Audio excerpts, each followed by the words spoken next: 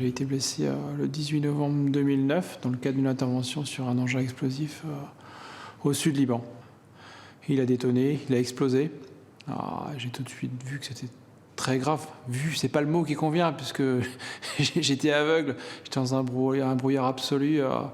De suite après l'explosion, donc mes soldats formés au sauvetage au combat, avec des règles et des protocoles bien établis, un entraînement conséquent pour faire face à cette situation largement plausible dans le cadre d'interventions sur les engins explosifs improvisés, ont commencé par sécuriser la zone autour de moi, puisqu'on évolue dans un champ de mines.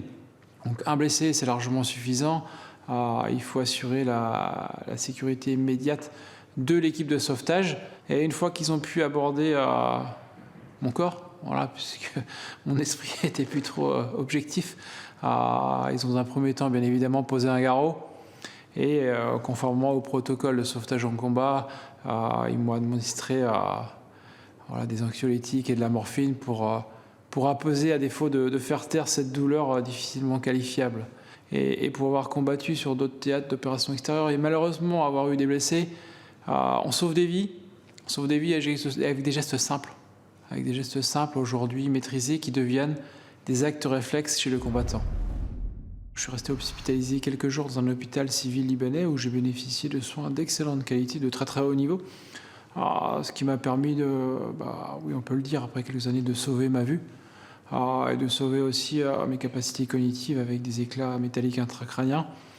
Et j'ai été évacué par avion médicalisé 3 jours après cette blessure. Et j'ai découvert Percy avec cette sensation de confort.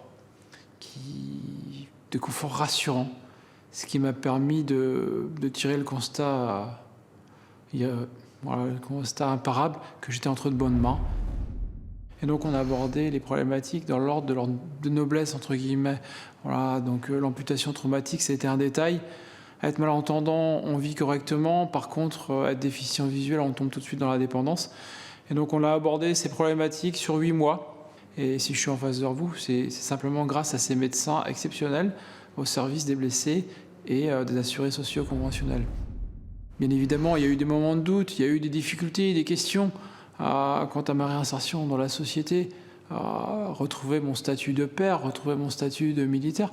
Mais aujourd'hui, 10 ans après, j'ai changé de catégorie, j'étais sous-officier, je suis devenu officier. J'étais un jeune marié, je suis papa.